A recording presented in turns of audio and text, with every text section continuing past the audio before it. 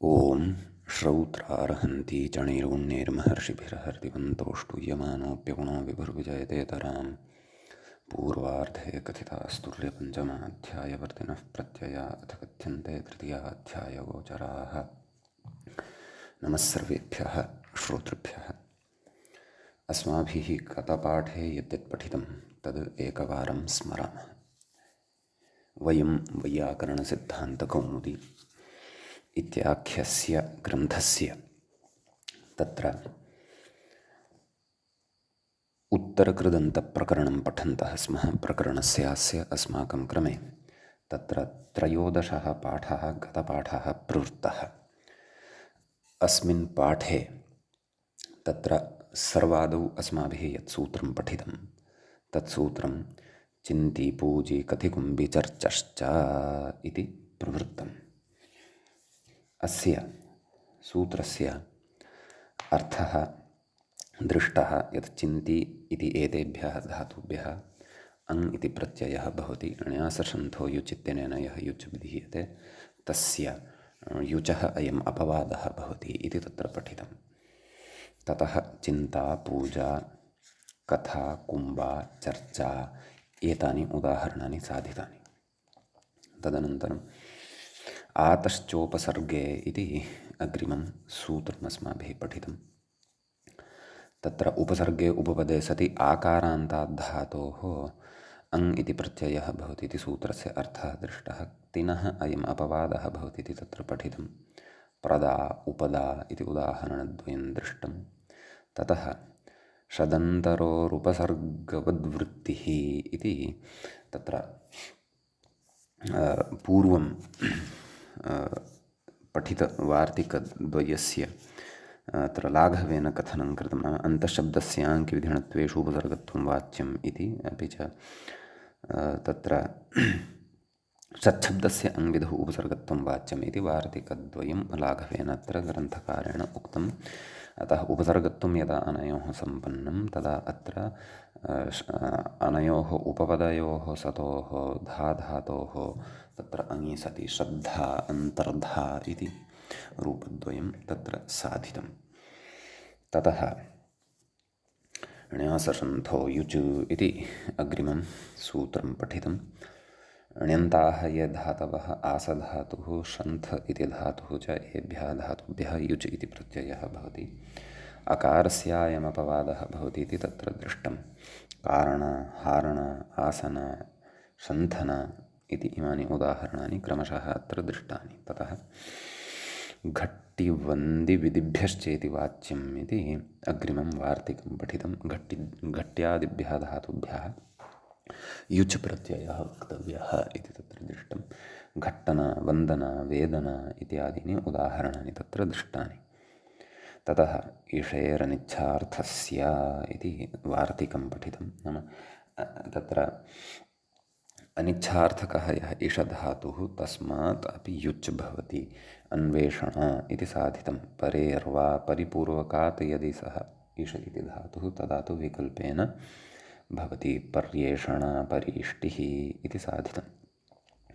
ततः अग्रे सूत्रं पठितं। रोगाख्यायां बहुलम् इति।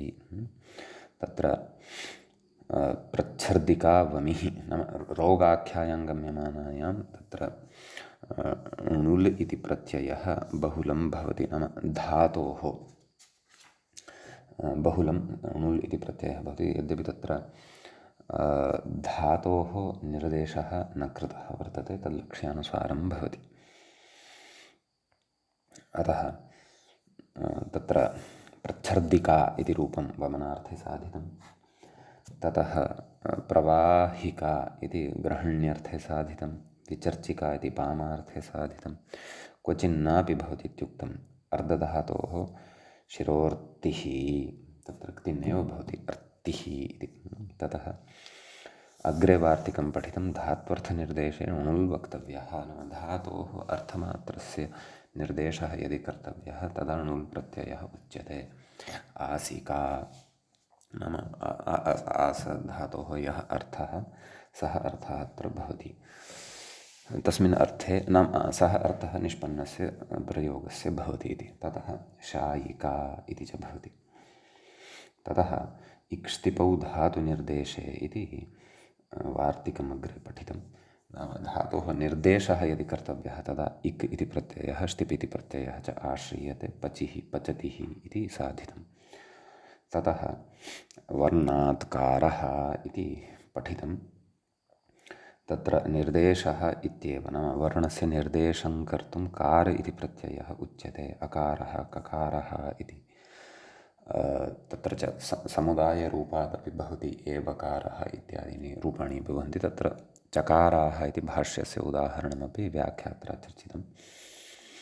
ततः तत्र रादिफः इति सूत्रं पठितं। रवर्णात् तु इफ इति प्रत्ययः भवति।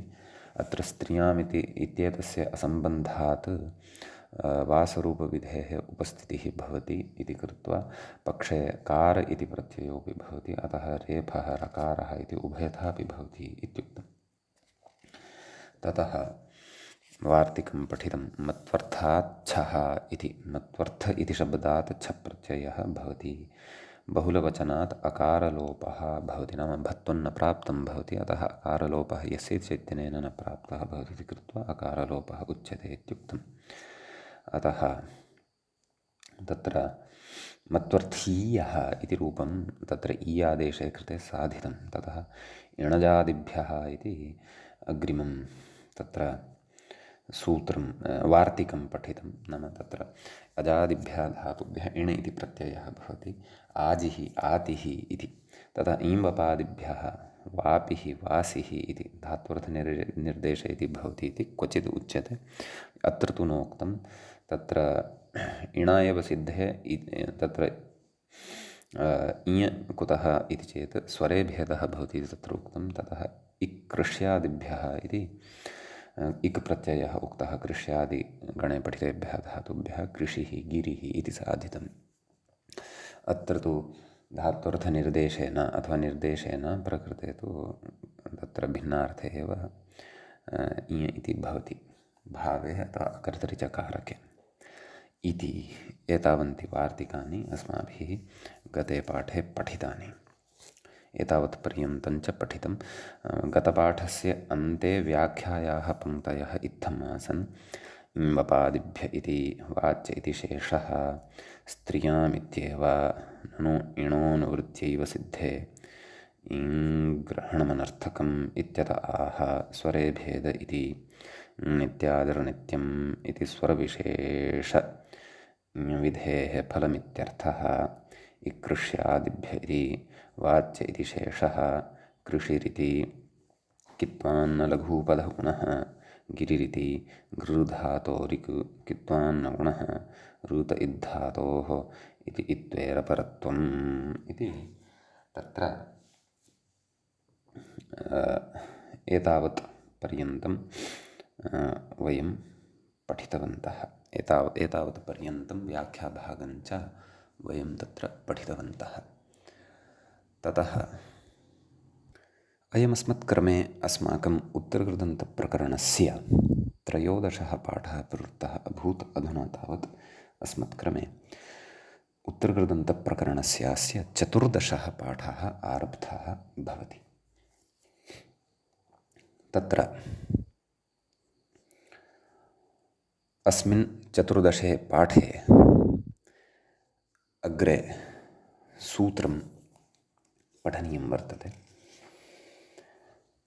तच्च भवति मूले व्याख्यायाञ्च संज्ञायाम् इति।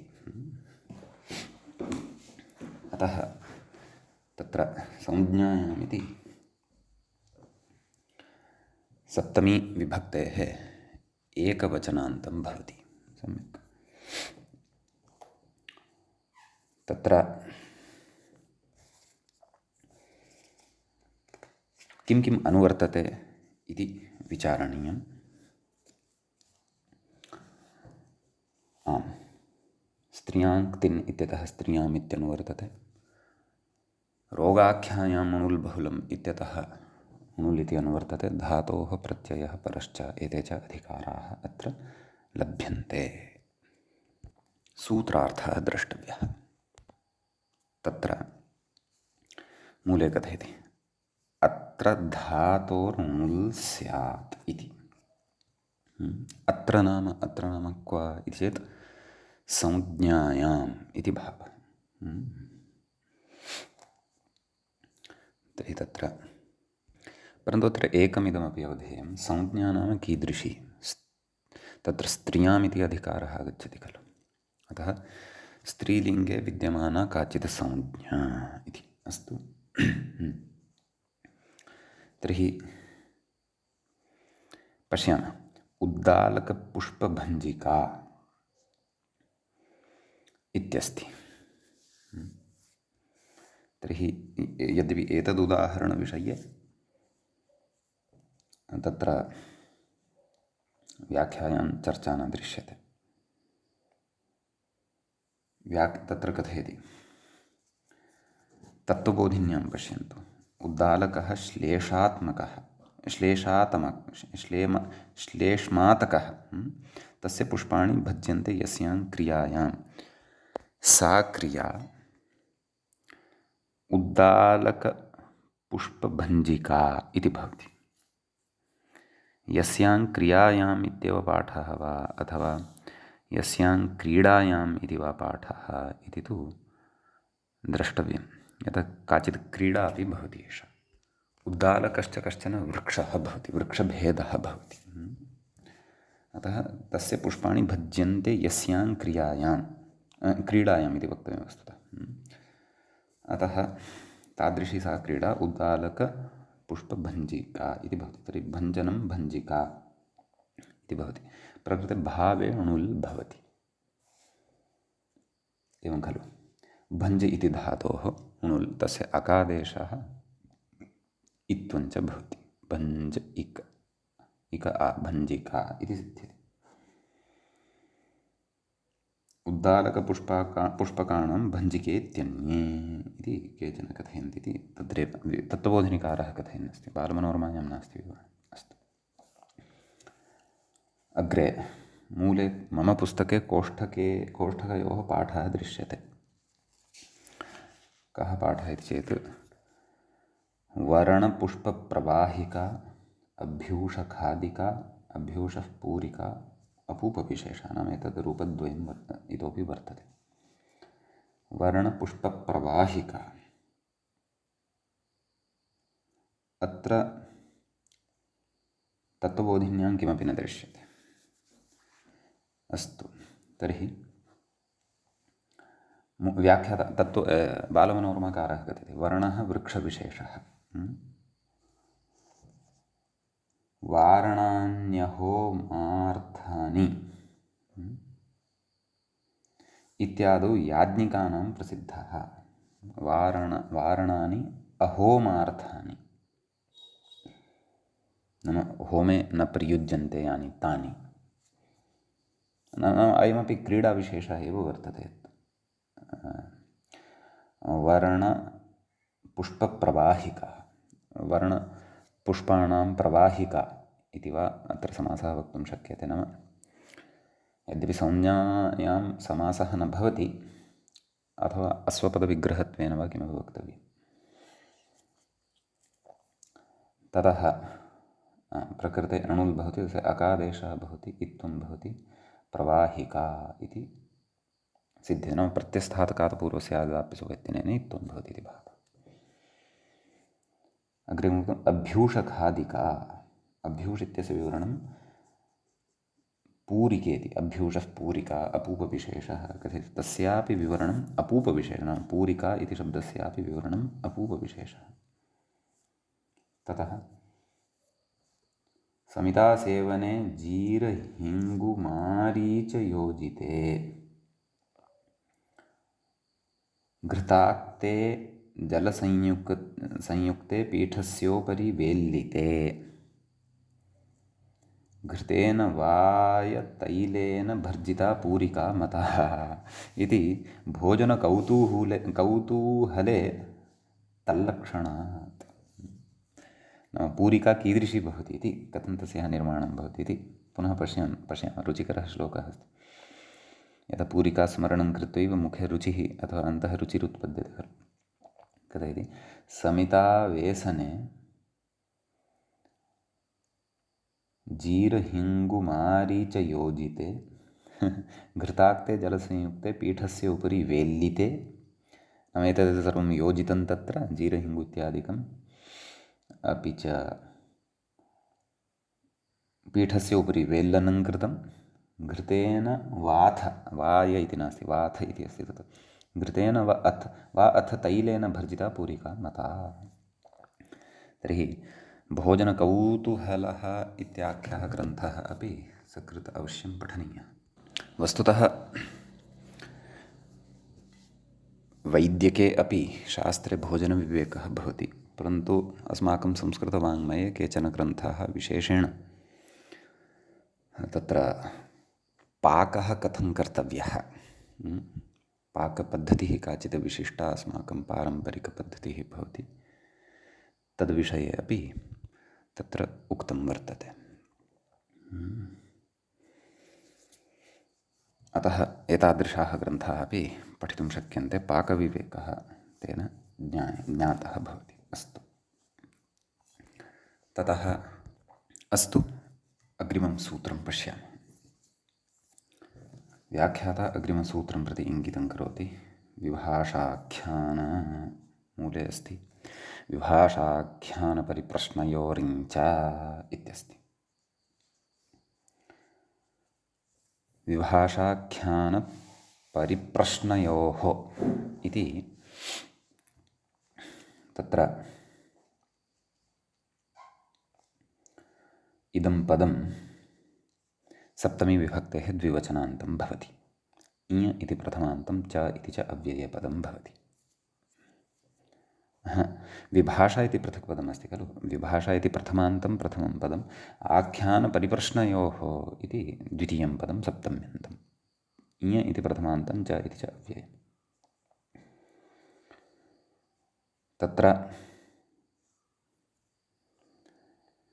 व्याख्याता कथयति स्त्रियाम् इत्येव, अपि च विग्रहः न कृतः मया, कर्तव्यः आख्यानञ्च परिप्रश्नश्च, आख्यानपरिप्रश्नौ तयोः, आख्यानपरिप्रश्नयोः।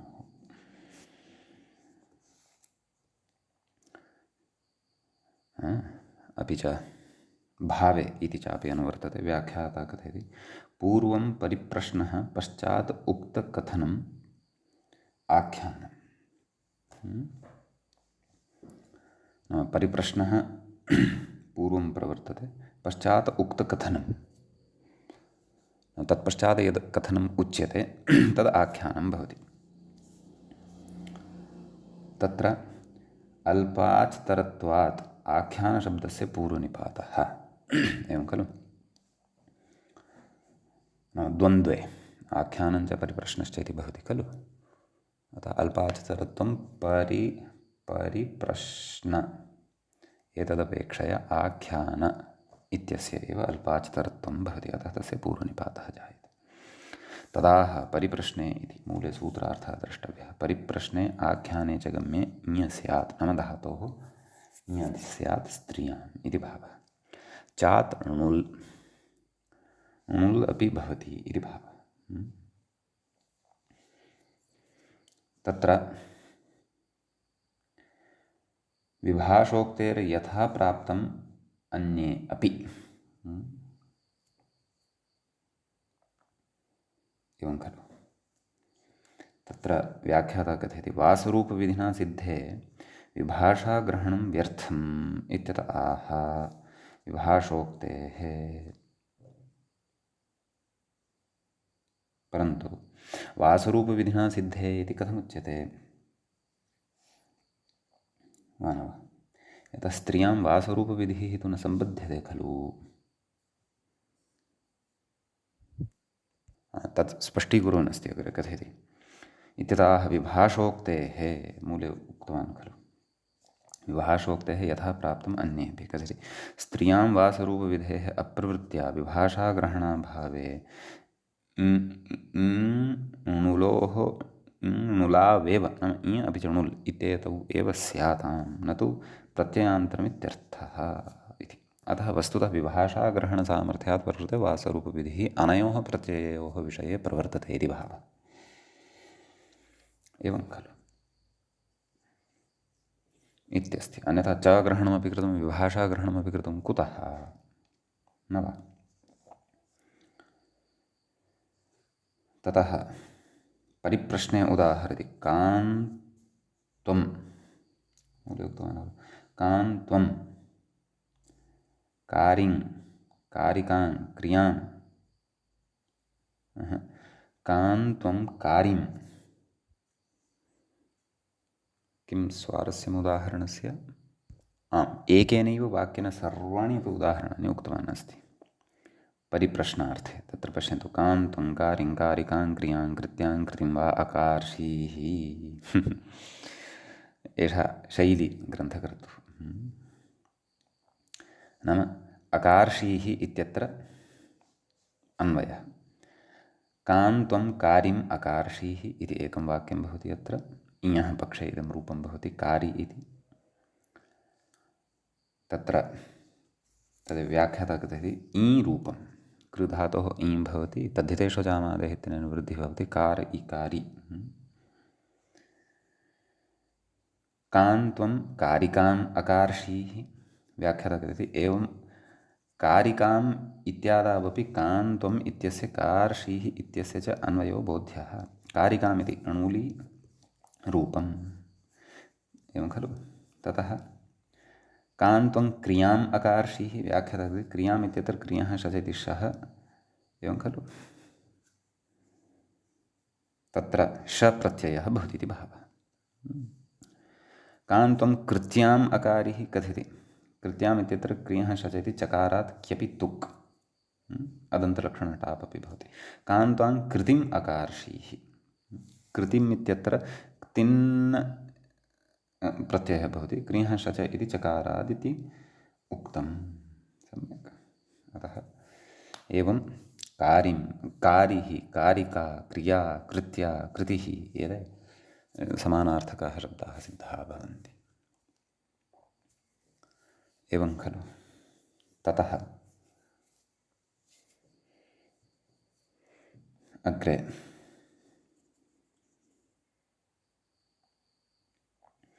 आख्याने उदाहरति। एवं खलु। किं सर्वाङ्कारिकामिति मूले पश्यन्तु। सर्वाङ्कारिं क्रियां सर्वाङ्कारिं कारिकां क्रियां कृत्यां क्रियां वा अकार्षं पूर्वं तु परिप्रश्नः आसीत् एवं खलु। इदानीं तस्य आख्यानं वर्तते। आख्यानम् इत्येतस्य च लक्षणमुक्तमेव एवं खलु। व्याख्याता किं कथयति पश्यामः। आख्याने उदाहरति सर्वाङ्कारिकामिति। अत्रापि सर्वां कारिमित्यादि पञ्चसु सर्वाम् इत्यस्य अकार्षमित्यस्य च अन्वयः। एवं गणिम् इति एवं गणिं गणिकां गणनाम् इति न वा। एवं तत्र गणिं गणिकां गणनां तत्र गणिति इञ गणिका इति णुल् अपि च गणना इति तत्र न्याससन्धौ इति युच्। व्याख्याता कथयन्नस्ति पश्यन्तु। अत्रापि काम् अकार्षीः सर्वाम् अकार्षम् इति प्रश्नप्रतिवचनानि योज्यानि। नाम परिप्रश्ने अपि च आख्याने अपि इदम् उदाहरणम् अवगन्तव्यं। नाम वाक्यानि अत्र निर्मेयानि। गणधातोरुदाहरति चुरादिनिजन्तत्वादिति एवं खलु।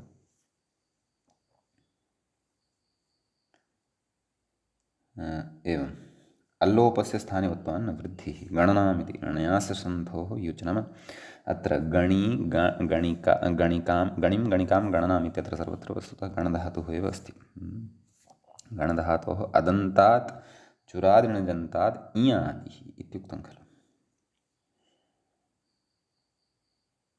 व्याख्यात्र तस्य अयम् अभिप्रायः।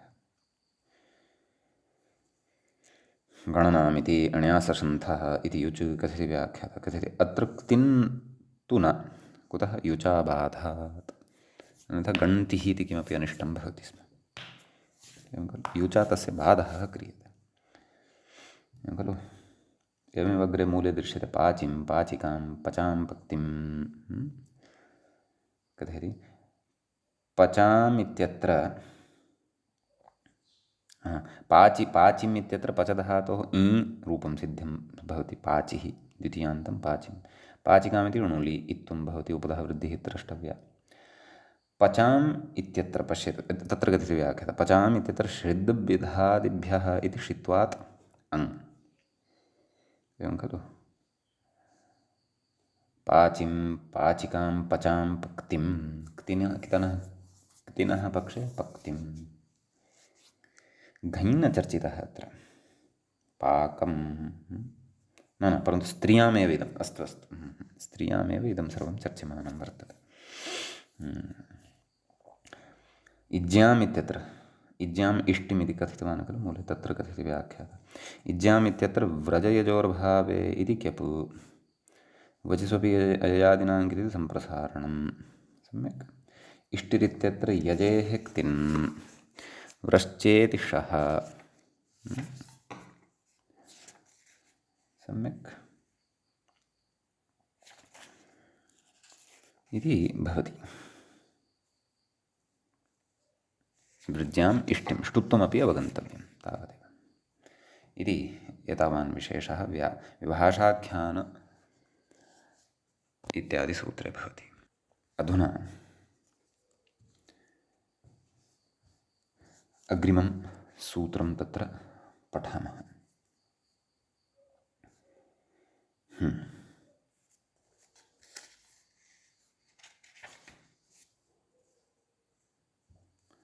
अग्रे सूत्रं भवति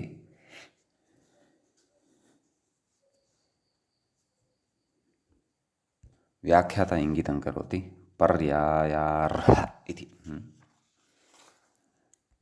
मूले सूत्रं पश्यामश्चेत् पर्यायार्हणोत्पत्तिषु णुच् इत्यस्ति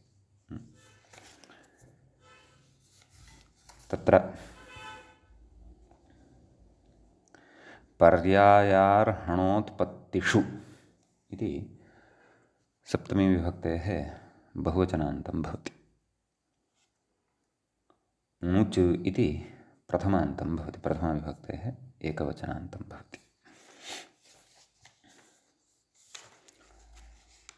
पर्याय अर्ह ऋण उत्पत्ति एतेषामत्र इतरेतरयोगद्वन्द्वः भवति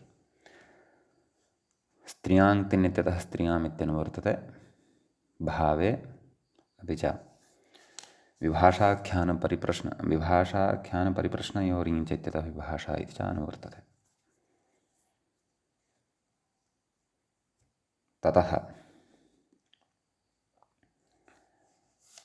तत्र सूत्रार्थः उच्यते नाम अस्माभिः स्वयमेव सूत्रार्थः ज्ञेयः मूले नास्ति नाम तत्र पर्यायार्थः अर्हार्थः ऋणार्थः उत्पत्त्यर्थो वा यदि विवक्षितः भवति अथवा गम्यमानः भवति तदा भावे स्त्रीत्वविशिष्टे भावे धातोः विकल्पेन णुच् इति प्रत्ययः भवति सम्यक् व्याख्याता कथयति पर्यायशब्दस्य विवरणं पर्यायः परिपाटीक्रमः वस्तुतः तत्र परिपाटीक्रमः परिपाटी इत्यपि अर्थः भवति क्रमः इत्यपि अर्थः भवति अथवा परिपाट्याः क्रमः इति वक्तव्यं चेत् तर्हि तु एकमेव समस्तपदं स्यात् परन्तु तथा न स्यात् प्रायः पार्थक्येन दृश्यते तर्हि अर्थद्वयं वा अत्र द्रष्टव्यः अस्तु व्याख्याता कथयति परिपाटी इति तस्यापि विवरणं नाम तथा नास्ति भिन्नं विषयद्वयं नास्ति एतत् पर्यायः नाम परिपाटी नाम क्रमः इति भावः व्याख्याता कथयति परिपूर्वात् पटेः क्रमर्थ क्रमर्थादि क्रमर्थात् परिपूर्वात् पटेः क्रमर्थात् इणजादिभ्यः इति स्त्रियां भावे इण् क्व परिपाटी इत्येतस्य रूपसिद्धिं कथयन् अस्ति। कृतिकारादक्तिनः इति ङीष्, अतः परिपाटी इति सिद्ध्यति इति भावः। एवं खलु। तर्हि अर्हणं योग्यता, अर्हणम् अर्हः योग्यता व्याख्याता कथयति भावे घञ् भावः। क्व सूत्रे तत्र अर्ह इति शब्दः यः उक्तः वर्तते तस्य विषये उच्यमानः वर्तते। नाम अर्ह इत्यस्य कोऽर्थः, अर्हणम् इत्यर्थः। कोऽर्थः? अर्हणमपि नाम योग्यता इति भावः। पर्याय अर्हण उत्पत्ति, तथा न, तथा वा? पर्याय अर्ह ऋण, तृतीयः अर्थः अस्ति ऋण इति। अर्हणमर्हः, अर्हणम् इति तु अर्हः इत्येतस्य अर्थः उक्तः योग्यता इति। ततः ऋण इत्यपि अस्ति खलु। पर्याय अथवा अर्हण इति पृथक्तया अस्ति वा इति, नाम न, तथा नास्ति। अर्हण इति पृथक्तया नास्ति। अर्ह ऋण इति सूत्रे भिन्नं भिन्नम् अस्ति। व्याख्या नाम यदा अर्हशब्दस्य अर्थः उच्यमानः अस्ति तदा तु अर्हः नाम अर्हणम् इति उक्तं वर्तते, अथवा अर्हणम् अर्हः भवति, योग्यता इति च तत्र अर्थः भवति इति भावः। सम्यक्। ततः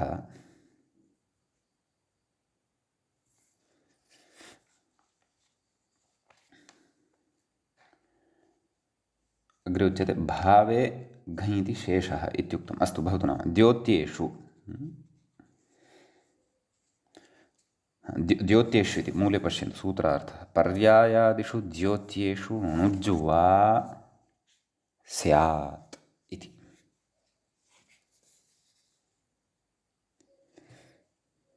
एवं खलु। क्रमशः उदाहरणानि द्रष्टव्यानि। भावे एव अर्थे प्रत्ययः इति भावः इति व्याख्याता कृते क्रमे उदाहरति। क्रमः अस्ति खलु, यस्य परिपाटी इति अर्थः उक्तः, तत्र उदाहरति। किम्? भवतः आसिका, तत्र आसधातुः णुच्, तस्य अक्, आसक, आप् प्रत्ययस्थातकालपूर्वस्य आदाप्यसुपः इत्त्वम्। तत्र कथयति आदौ आसनं ततः शयनं ततः अग्रगमनम् इत्यर्थः। एवं खलु। इत्यर्थः यदनन्तरं पूर्णविरामः स्थापनीयः। नाम अधुना उपवेशनस्य क्रमः भवतः अस्ति इति भावः। नैव, तथा न, तथा वक्तुं शक्यते। परिपाटी नाम क्रमः इत्युक्तं खलु, अतः। अग्रे अर्हे उदाहरति। भवान् इति, परन्तु मूले तु भवतः आसिका इत्येकम् उदाहृतं, शायिका इत्यपि अस्ति। भवतः शायिका, नाम इदानीं शयनस्य क्रमः भवतः वर्तते इति भावः। अग्रगामिका, अत्र भवतः अग्रगामिका नाम भवतः अग्रे अधुना गमनस्य क्रमः वर्तते, परिपाटी वर्तते इति भावः। अधुना अर्हे यद् उदाह्रियमाणमस्ति तत् पश्यामः, यत्र व्याख्यात्र इङ्गितं क्रियमाणमस्ति भवान् इति। मूले पश्यन्तु। भवान् इक्षु भक्षिकाम् अर्हति। एवं खलु। एवमस्ति, नाम भवान् इक्षुः भवति खलु, तस् मधुररसयुक्तं युक्तः इक्षुः, इक्षुदण्डः, तद् भक्षितुम् अर्हः, योग्यः अस्ति भवान् इति भावः। ऋणे अग्रे मूले पश्यन्तु। ऋणे नाम उदाहरण इत्युदाहरणसूचनं, नाम ऋणे उदाहरणमुच्यते इति भावः। इक्षुभक्षिकां मे धारयसि। इक्षुभक्षणं ऋणत्वेन धारयसि इत्यर्थः। एवं खलु? नाम इक्षुभक्षणम् अधुना करोमि, पश्चात् अस्य स्थाने किमपि भवतः कृते प्रत्यर्पयिष्यामि। अहम् अधमर्णः, भवान् उत्तमर्णः भवति यदि इक्षुभक्षणाय अनुज्ञां वा अथवा अङ्गीकारं वा प्रकटयति इति। उत्पत्तौ इत्युदाहरणसूचनं मूले। उत्पत्तौ इक्षुभक्षिका उदपादी। उदपादी इति तत्र लुङः प्रयोगः भवति कर्मणि। एवं खलु? कथयति उत्पूर्वात् पदेः कर्तरि लुङि चिणते पदः इति चिण्। चिणो लुक् भवति। सा सर्वापि प्रक्रिया अस्माभिः पूर्वम् अकारि अहारि इत्यादिषु पठिता वर्तते।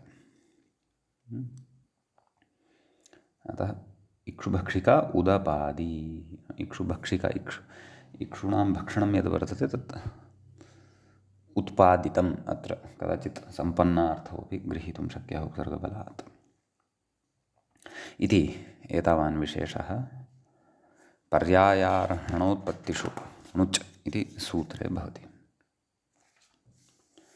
अधुना अग्रिमं सूत्रं वयं पश्यामः।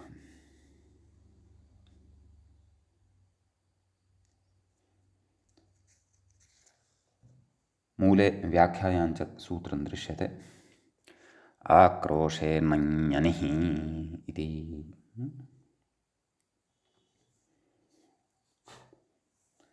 तत्र आक्रोशे इति सप्तम्यन्तं भवति। नञ्ञनिः इति तत्र नै इति सप्तम्यन्तं भवति, अनिः इति प्रथमान्तं भवति। अनिप्रत्ययविधायकमिदं सूत्रं भवति। तत्र स्त्रियां तिन्नित्यतः स्त्रियाम् इत्यनुवर्तते, धातोः प्रत्ययः परश्च इति च अनुवर्तते। विभाषेति निवृत्तं व्याख्याता कथयति निवृत्तमिति व्याख्यानादिति भावः। एवं खलु? तत्र विभाषाख्यानपरिप्रश्नयोरीञ्च इत्यतः यद् विभाषा इति आयाति तदत्र न सम्बध्यते इति भावः। एवं खलु? अस्तु, तर्हि कः सूत्रार्थः? मूले पश्यन्तु। नञ्-उपपदे अनिः स्यात् आक्रोशे इति। नञ्-उपपदे सति अनि इति अनिति प्रत्ययः भवति आक्रोशार्थे गम्यमाने। एवं खलु?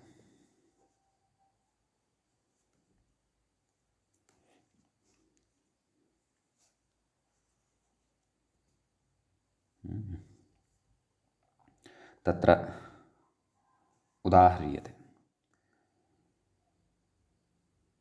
अजीवनिः इति। अजीवनम् इत्यर्थः। अजीवनिस्ते षठ भूयात्। एवं खलु? तर्हि अत्र नै उपपदत्वं वर्तते। जीवप्राणने इति धातुः वर्तते, तस्मात् अनिप्रत्ययः। न लोपो नयः इत्यनेन नयः नकारस्य लोपः भवति। अतः अजीव अनि अजीवनि विभक्तिकार्ये कृते अजीवनिः इति सिद्ध्यति। विशिष्टः प्रयोगः। अजीवनिः षठते भूयात्, अजीवनिस्ते षठ भूयात् इति। नाम रे षठ रे धूर्ता तव मृत्युरेव भवेत् इति कश्चन आक्रोशे वदति। कोपे किं वा न कश्चन वदेत्। अप्रयाणिः कथयति अप्रयाणम् इत्यर्थः। तर्हि अत्रापि नै उपपदे तत्र नै उपपदे प्र उपसर्गपूर्वकात् या धातोः अनि इति प्रत्ययः। अप्रया अनि किल सवर्णदीर्घः भवेत् इति चिन्तयामि। अप्रयानि ततः अणत्वं कृत्यचः इत्यनेन अणत्वं वक्तव्यं वा इति भाति। अप्रयाणि अप्रयाणिः अप्रयाणमित्यर्थमित्युक्तमेव। अस्तु, नाम अत्रापि तदेव अप्रयाणिस्ते षठ भूयात्, रे दुष्ट तव अप्रयाणं भवतु, नाम तव गमनमेव न भवतु, अन्यथा तत्र गत्वापि किमपि अनिष्टतामेव करिष्यति इति।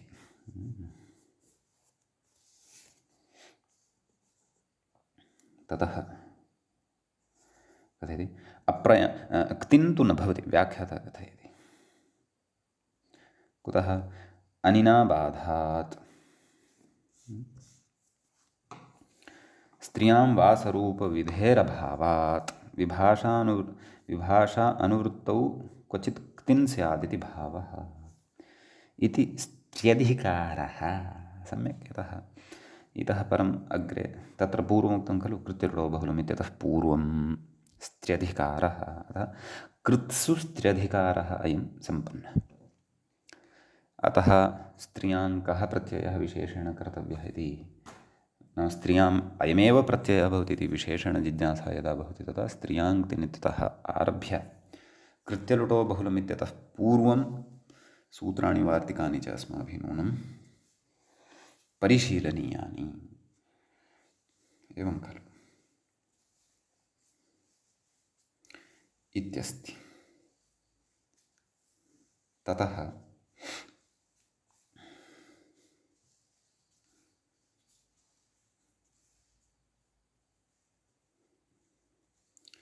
अग्रे पश्यामः। किं कथयति? कृत्यलुटो बहुलम्। एवं खलु पूर्वं सूत्रं यद्यपि उक्तं वर्तते, पुनः अत्र प्रकरणानुरोधेन उच्यमानं वर्तते। व्याख्यातः कथयति कृत्यसंज्ञकाः प्रत्ययाः तयोरेव कृत्यक्तः कलर्थाः इति भावे कर्मणि च विहिताः, अधिकरणे भावे च लुड् विहितः, ततः अन्यत्रापि कृत्यलुटः स्युः इत्यर्थः। स्नानीयं चूर्णं कर्णे अनीयर् इति सिद्धवत् कृत्य लुटि उदाहरति राज्ञेति। अस्तु, ततः पूर्वं किमुक्तं? मूले कृत्यलुटो भावे अकर्तरि च कारके संज्ञायां च इति निवृत्तम्। एतत् सर्वं निवृत्तम्, एवं खलु?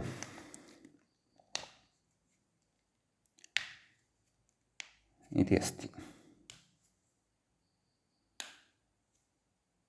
ततः किं कथयति? कर्णे अनियर् इति सिद्धवत् कृत्य लुटि उदाहरति राज्ञेति। मूले राज्ञा भुज्यन्ते राजभोजनाः शालयः, कर्मणि लुडिति भावः। अत्र लुट् कर्मणि भवति इति भावः इति उक्तं। कर्तरि कृत् इत्युक्तं खलु, तथापि कर्मणि भवति ल्युट्। अतः एते शालयाः नाम तण्डुलविशेषाः राजभोजनाः शालयः वर्तन्ते। तर्हि राजन् इति उपपदे सति उपपदे सति भुजधातोः ल्युट् अत्र कर्मणि भवति बाहुलकात्, कृत्यलुटो बहुलम् इति अस्मात्।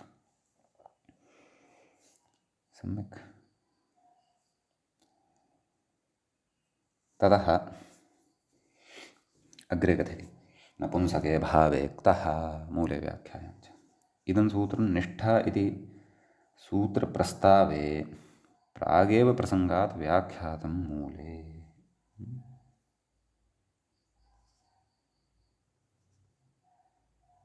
एवं खलु? निष्ठा इति सूत्रम् एव पूर्वं मूले एव व्याख्यातं वर्तते। इह तु क्रमप्राप्तत्वात् पुनरुपन्यस्तं, पुनः क्रम नाम ग्रन्थक्रमानुरोधेन पुनः अत्र उपन्यस्यते इति भावः। अग्रिमसूत्रे च तस्य सम्बन्धः अस्ति इति कृत्वा। अस्ति वा न वा इति द्रष्टव्यम्। अस्ति एव। सूत्रम् अग्रिमं पठनीयमस्ति अधुना। ल्युट् च इत्यस्ति। ल्युट् इति प्रथमान्तं, च इति च अव्ययपदं भवति। एवं खलु? धातोः प्रत्ययः परश्च नपुंसके भावे क्तः इत्यतः नपुंसके इति अनुवर्तते। व्याख्यातः नपुंसके भावे इत्येव, नपुंसके भावे क्तः, ततः भावे इत्येतस्यापि सम्बन्धः अस्ति। अष्टाध्याय्यां यः क्रमः सः क्रमः अत्र बुद्धौ स्थापनीयः। व्याख्याता ननु नपुंसके भावे क्तल्युटौ इत्येव सिद्धे योगविभागः व्यर्थः इत्यतः योगेति मूले योगविभागः उत्तरार्थः कर्मणि च येन इत्युत्तरसूत्रे कर्मणि च येन संस्पर्शात् कर्तुः शरीरसुखमिति अग्रिमं सूत्रं पठनीयं वर्तते। उत्तरसूत्रे ल्युटः एव अनुवृत्त्यर्थः इत्यर्थः। कः योगविभागः नाम तत्र अन्येषाम् अनुवर्तनं यथा न स्यात् तदर्थमत्र योगविभागः कृतः वर्तते इति भावः।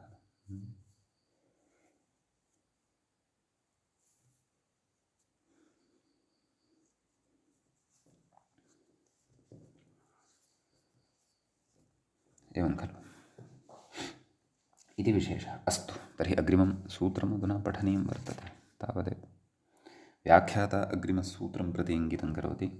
कर्मणि च येन मूलं पश्यामश्चेत् कर्मणि च येन संस्पर्शात् कर्तुः शरीरसुखम् इति भवति सूत्रम्। तत्र कर्मणि इति सप्तम्यन्तं भवति, च इति अव्ययपदं भवति, येन इति तृतीयान्तं भवति, संस्पर्शात् इति पञ्चम्यन्तं भवति, कर्तुः इति षष्ठ्यन्तं भवति, शरीरसुखम् इति प्रथमान्तं भवति। शरीरस्य सुखं शरीरसुखम् इति षष्ठी समासत्वेन विग्रहः द्रष्टव्यः। तत्र व्याख्याता कथयति अत्र किं किम् अनुवर्तते इत्यपि द्रष्टव्यं। नपुंसके भावे क्तः इत्यतः नपुंसके भावे ल्युट् च इत्यतः ल्युट् इति अनुवर्तते। नपुंसके भावे इत्यनयोः अनुवर्तनं भवति वा न इति तु द्रष्टव्यम्। यथा नपुंसके भावे कृत्यलुटौ इत्येव सिद्धे योगविभागः व्यर्थः इत्युक्तं खलु।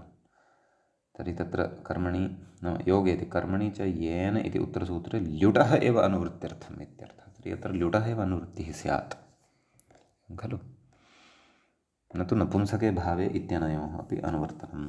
अस्तु भवतु पश्यामः अग्रे। सद्यः अयमेव सिद्धान्तः भवतु, अग्रे पश्यामः किं भवति। व्याख्याता कथयति संस्पर्शशब्दः कृदन्तः कृद्योगे कर्तुरिति कर्मणि षष्ठी। कर्तुः इत्यत्र कर्मणि षष्ठी कर्ता तत्र कर्म वस्तुतः, परन्तु कर्मणि षष्ठी श्रूयते। कर्तृकर्मणोः कृति इति पठितं खलु। येनेति कर्तरि तृतीया उभयप्राप्तो कर्मणि इति नियमात्। सम्यक् तत् उभयप्राप्तो कर्मणि इति च अस्माभिः पूर्वं पठितमेव वर्तते। ततः सूत्रार्थः उच्यते। येन कर्मणेति कर्तुः शरीरस्येति व्याख्याता कथयन्नस्ति।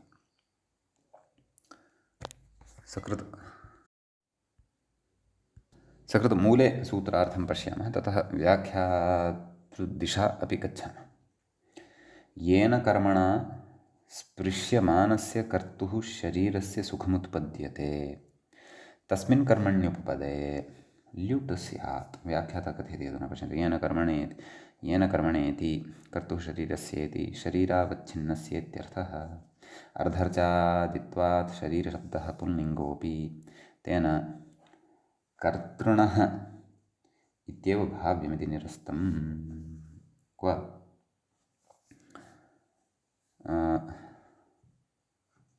तत्र येन कर्मणा स्पृश्यमानस्य कर्तुः शरीरस्य सुखमुत्पद्यते तस्मिन् कर्मण्युपपदे ल्युट् स्यात्। अथवा सूत्रे वदन्नस्ति वा इति व्याख्याता। नाम कर्मणि च येन संस्पर्शात् कर्तुः शरीरसुखम्। यतः कर्मणि षष्ठी सा इत्युक्तं खलु। कर्तुः इति कर्मणि षष्ठी अस्ति इत्युक्तं खलु। कर्तुशरीरस्य शरीरावच्छिन्नस्य इत्यर्थः। अर्धर्चादित्वात् पुनः व्याख्यातारं पुनः पश्यामः। अर्धर्चादित्वात् शरीरशब्दः पुल्लिङ्गः अपि तेन कर्तृणः इत्येव भाव्यम् इति निरस्तम्। एवं खलु। एषः पूर्वपक्षः कथमुत्पद्यते इति चिन्तनीयमस्ति इतोपि। तत्त्वबोधिन्याम् अयं विचारः तथा न दृश्यते। कर्तुरिति कर्मणि षष्ठी उभय प्राप्तौ इति नियमात् तद्योगे तृतीया तदाह येन स्पृश्यमानस्य इति। शेखरे अस्ति वा इति द्रष्टव्यम्। शेखरे अयं विचारः न दृश्यते तर्हि व्याख्यात्रा स्वपक्षात् इदमुच्यमानं वर्तते अथवा ग्रन्थान्तरे एवम् आक्षेपाः वर्तन्ते तस्य समाधानम् इत्थमपि उच्यते इति तु द्रष्टव्यं वर्तते। अस्तु, भवतु नाम अग्रे गच्छामः। ल्युट् स्यादिति भावे नपुंसके इति शेषः। तर्हि भावे नपुंसके इत्यपि नपुंसके भावे क्तः इत्यतः भावे नपुंसके इत्यपि अनुवर्तते। सम्यक्। नपुंसके भावे क्तल्युटौ इति एकमेव सूत्रं यदि क्रियेत तर्हि क्त अपि च ल्युट्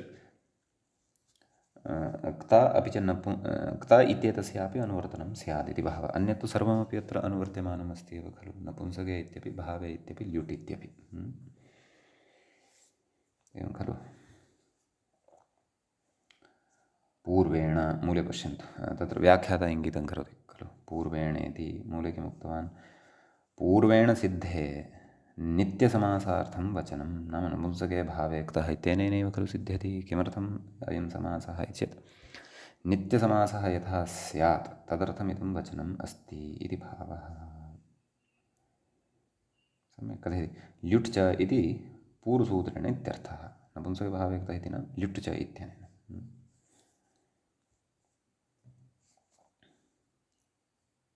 इत्यस्ति। यथा तत्रापि नपुंसके भावे क्तः इत्येतस्य अनुवर्तनमस्ति खलु। अतः नित्येति उपपदसमासार्थमित्यर्थः। उपपदसमासार्थः नित्यः भवति, तस्य नित्यत्वात्। उदाहरणं पश्यामः। एतावता सिद्धान्तः श्रुतः, सूत्रार्थविषयोऽपि दृष्टः। इदानीम् उदाहरणं पश्यामः। पयः पानं सुखमिति। पयसा, तत् पश्यन्तु, पयसा स्पृश्यमानशरीरावच्छिन्नस्य सुखजनकम् इत्यर्थः। अत्र पयस् इति कर्म वर्तते खलु। तेन स्पृश्यमानः यः कर्ता वर्तते तस्य सुखं किञ्चन भवति खलु। आरोग्यं भवति, रुचिकरं भवति, तत् न वा? यः कर्ता वर्तते, पानं कुर्वन् अस्ति, सः तस्य सुखं प्राप्नुवन् अस्ति। अतः तादृशपयस् इति कर्मणि सति कर्मण्युपपदे सति पाधातोः कर्मणि च येन संस्पर्शात् कर्तुः शरीरसुखम् इत्यनेन ल्युट् प्रत्ययः भवति, अनादेशः भवति। ततः पयः पान योर्नागते उपपदमतिङ् इत्यनेन उपपदसमासः तु अस्ति एव। अतः पयः पानं सुखम् इति उदाह्रियते। ततः ओदनभोजनं सुखम् इति उदाहरणान्तरं वर्तते मूले। ओदनभोजनं सुखम्। अत्रापि ओदनः कर्मभूतः वर्तते, तस्य संस्पर्शः कर्त्रा सह जायते, तथा कर्ता सुखस्य अनुभवं करोति, तृप्तिः जायते, स्वादः अनुभूयते इत्यादि विषयं सुखम् इत्यादि विषयं सुखं तेन अनुभूयते। व्याख्याता कथयति शङ्कते। किं कथयति? अत्र नन्वत्र पानादेव सुखं, चन्दनानुलेपनं सुखमितिवत्। अत्र पानादेव कथयति, पानादेव सुखं न तु संस्पर्शनेन इत्यर्थः। भोजनादौ इत्यपि द्रष्टव्यं। तत्र दृष्टान्तमाह चन्दनानुलेपनं सुखमिति। नाम यथा चन्दनस्य अनुलेपनेन सुखं भवति तथा तादृशं सुखं खलु भवेत्। पानेन किं सुखम् अथवा खादनेन किं सुखम् इति दृष्टान्तमाह चन्दनानुलेपनं सुखमिति वदिति। तथा च पयसा ओदनेन च स्वरूपतः तावत् देवदत्तसुखाभावात् कथमिदमुदाहरणम् इति भावः समाधत्ते सत्यमिति। मूले उक्तं सत्यं यत्र संस्पर्शमिति। मूले उक्तं खलु यत्र संस्पर्शं विना सुखाभावः तदर्थकत्वात्। यत्र विषये संस्पर्शं विना स्वरूपतैव सुखं नोत्पद्यते तादृशविषयोपलक्षणं संस्पर्शग्रहणमित्यर्थः। फलितमाह यत्रेति। यत्र साक्षात् परम्परया वा सुखं तत्रेति यावत्। स्पर्शनेन यत्र सुखं यथा चन्दनानुलेपनं सुखमिति, यत्र संस्पर्शपूर्वकपानादेः वा सुखं यथा पयःपानं सुखमित्यादौ तत्र सर्वत्र अस्य प्रवृत्तिरित्यर्थः। सम्यक्। अतः चन्दनानुलेपनसदृशं सुखमेव सुखमिति ग्राह्यं तन्न पानभक्षणादिपरमपि सुखमत्र गृह्यते। व्याख्यानात् व्याख्यानञ्च कृतमेव प्रयोगबलात् नाम प्रयोगाः तथा दृश्यन्ते। व्याख्यानञ्च प्रयोगशरणम्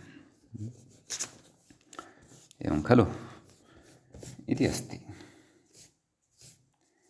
अग्रे किमुच्यते पश्यामः।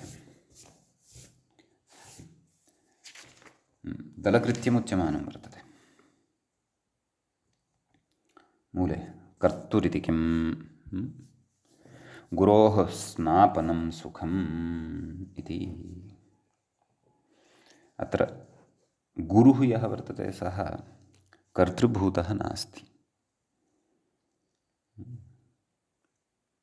सः तु सम्बन्धी कश्चन वर्तते यः स्नानं कारयन् अस्ति। अतः कर्तृभावात् प्रकृते गुरुस्नापनं सुखमिति न जातम् इति भावः। तदेव नेह गुरुः कर्ता किन्तु कर्मणि षष्ठी। एवं खलु। कर्मणीति किं नाम सूत्रे कर्मणीति कुतः उच्यते? तूलिकायाः उत्थानं सुखं कथयति? अत्र न कर्मोपपदमिति भावः। तूलिकायाः उत्थानं सुखं कर्मरूपम् उपपदं प्रकृते नास्ति। तूलिका इति कर्मरूपिणी नास्ति। अन्यथा तूलिकोत्थानं सुखम् इति वा भवति स्म। सरलतया तूलिकायाः उत्थानं भवति, भारः न भवति इति भावः। परन्तु तत्र तूलिका इति कर्मरूपिणी नास्ति इति भावः।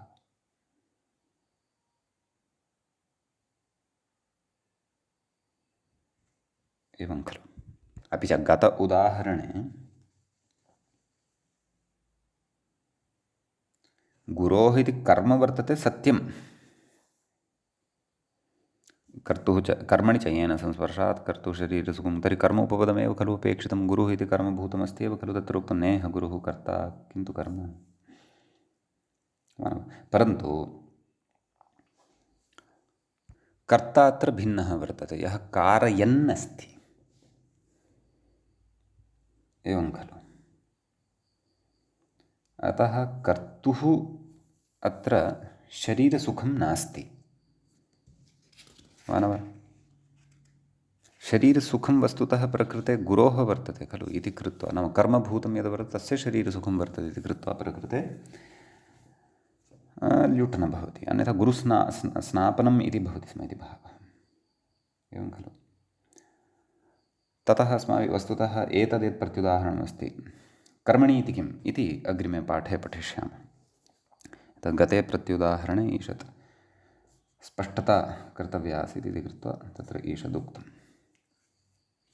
कर्मणि इति किं? तूलिका उत्थानं सुखमिति विचारं श्वः करिष्यामः। अन्ये अपि अत्र विचाराः सन्ति, तान् श्वः द्रक्ष्यामः। अद्यतनपाठः तावत् अत्रैव उपसंह्रियते। मङ्गलं कुर्मः। श्रौत्रार्हन्ति चणैर्गुण्यैर्महर्षिभिर्हृदिबन्धोष्टूयमानोऽप्यगुणो विभुर्विजयते तरां पूर्वार्धे कथितास्तुर्यपञ्चमाध्यायवर्तिनः प्रत्यया अथ कथ्यन्ते तृतीयाध्यायगोचराः एवञ्च उत्तरकृदन्तप्रकरणस्यास्य अस्माकं क्रमे एषः चतुर्दशः पाठः सम्पन्नताङ्गतः। नमः सर्वेभ्यः श्रोतृभ्यः भवद्भ्यः।